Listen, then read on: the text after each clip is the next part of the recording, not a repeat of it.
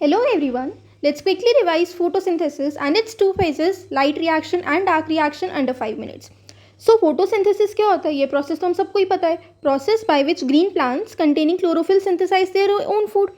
अब इस प्रोसेस में क्या होता है? Green plants with the help of carbon dioxide and water in the presence of light energy and chlorophyll prepare their food which is your glucose. And the extra by products are water and O2 जो बनती है वो बाहर release out हो जाती है which we all breathe in, right. So ये basic तो हम सबको ही पता है. अब मेन क्या आता है? It's two main phases. Actually इसके अंदर क्या हो रहा है? तो फोटोसिंथेसिस का process takes place in two main phases. First is your photochemical phase जो हमारा लाइट डिपेंडेंट फेज होता है, and second is your biosynthetic phase जो हमारा लाइट इंडिपेंडेंट फेज होता है, राइट. इसे हम लाइट रिएक्शन कह देते हैं एंड इसे हम डार्क रिएक्शन कह देते हैं. फोटोकेमिकल फेज, ये वाला जो फेज होता है, it takes place in the thylakoids of chloroplast. Photosynthesis का प्रोसेस क्लोरोप्लास्ट के अंदर होता है एंड क्लोरोप्लास्ट के अंदर भी specifically photochemical phase takes place in the thylakoids and biosynthetic phase और your dark reaction it takes place in the stroma of chloroplast. अब क्या होता है? Let's study.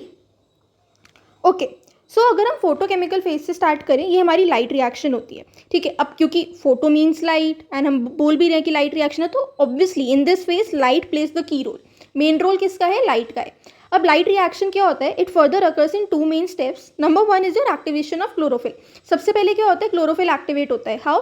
Chlorophyll on exposure to light energy it absorbs photons and becomes activated. Chlorophyll जब light होती है, light energy को absorb करती है. लाइट एनर्जी मतलब फोटॉन्स, उसके अंदर जो फोटॉन्स होते हैं उसे एब्जॉर्ब करती है एंड इट बिकम्स एक्टिवेटेड. अगर लाइट एनर्जी नहीं होगी, क्लोरोफिल एक्टिवेट नहीं होगा, फोटोसिंथेसिस प्रोसीड ही नहीं होगा, स्टार्ट ही नहीं होगा, ठीक है. And this is the key role जो लाइट इस फेज में प्ले करती है एंड इसलिए हम इस रिएक्शन को लाइट रिएक्शन कहते हैं. अगर लाइट नहीं होगी, ये फेज नहीं होगा and photosynthesis would stop. Okay, अब क्लोरोफिल हमारा एक्टिवेट हो गया. अब क्या हुआ? Then next step is your splitting of water. अब ये जो एब्जॉर्ब्ड एनर्जी थी, ये जो एब्जॉर्ब्ड फोटॉन्स थे, ये क्या हेल्प करते हैं? They help in splitting of water molecule. मेरे पास वाटर मॉलिक्यूल था रॉ प्रोडक्ट में, राइट. मेरे पास दो प्रोडक्ट्स थे, CO2 एंड वाटर मॉलिक्यूल. अब जो फोटोकेमिकल फेज है उसमें वाटर की स्प्लिटिंग होती है, ठीक है. क्या हुआ? ये जो मेरे पास H2O था और जो हमने photon energy, light energy absorb करी थी, फोटोन एनर्जी इस वाटर मॉलिक्यूल को स्प्लिट कर देती है. किस में? हाइड्रोजन आयंस में, इलेक्ट्रॉन्स में एंड मॉलिक्यूलर ऑक्सीजन में. अब ये जो O2 है ये तो बाहर गिवन आउट हो गई. हमें प्रोडक्ट में O2 मिल रही थी, वो मुझे वाटर मॉलिक्यूल से आती है. क्वेश्चन आ जाता है कि जो O2 हमें प्रोडक्ट में मिली है वो कौन से रिएक्टेंट से मिली है, कौन से उससे मिली है? तो वो मुझे वाटर से मिली है, ना कि CO2 से, ठीक है. अब ये जो हाइड्रोजन आयन और इलेक्ट्रॉन है, ये हाइड्रोजन आयन क्या करता है? It helps in converting NADP to NADPH. NADP क्या होता है? Nicotinamide adenine dinucleotide phosphate. इसे ये हाइड्रोजन आयन NADPH में कन्वर्ट करता है एंड इलेक्ट्रॉन्स क्या करते हैं? They convert ADP to ATP, ठीक है. ये डाइफॉस्फेट होता है, ये ट्राइफॉस्फेट, तो एडिशन ऑफ फॉस्फेट होता है. तो इस प्रोसेस को हम फॉस्फोरिलेशन या फिर क्योंकि लाइट की प्रेजेंस में हो रहा है तो फोटोफॉस्फोरिलेशन भी कहते हैं, ठीक है. ये की पॉइंट्स आपको ध्यान में रखने हैं. लाइट फेज के लाइट रिएक्शन के 3 प्रोडक्ट्स हमें मिलते हैं, H+, electrons and O2 given out in the atmosphere. H+ helps in converting NADP to NADPH and electrons help in converting ADP to ATP. Fine. यहाँ पे मैंने तीनों की फुल फॉर्म्स भी लिख दी. You can go through this. इनके ऊपर डायरेक्ट क्वेश्चन आ जाता है बोर्ड्स में और in your exams. Now next is your biosynthetic phase and this is your dark reaction.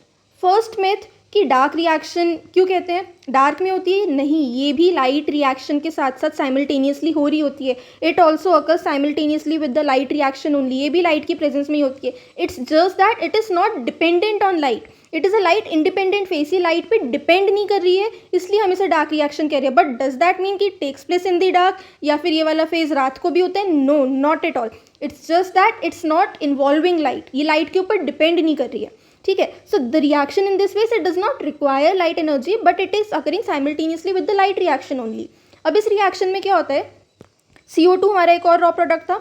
CO2 combines with ATP and NADPH. ये दोनों मेरे बायो फोटोकेमिकल फेज के वो थे प्रोडक्ट्स, राइट, एंड प्रोडक्ट्स. तो इन दोनों के साथ कंबाइन करके it forms my glucose. Glucose जैसे ही बनता है, कुछ प्लांट्स उसे स्टार्च में कन्वर्ट कर देते हैं in order to store and बहुत सारे ग्लूकोज मॉलिक्यूल्स मिलकर एक स्टार्च का मॉलिक्यूल बनाते हैं. तो इसे हम पॉलीमराइजेशन प्रोसेस भी कहते हैं, ठीक है.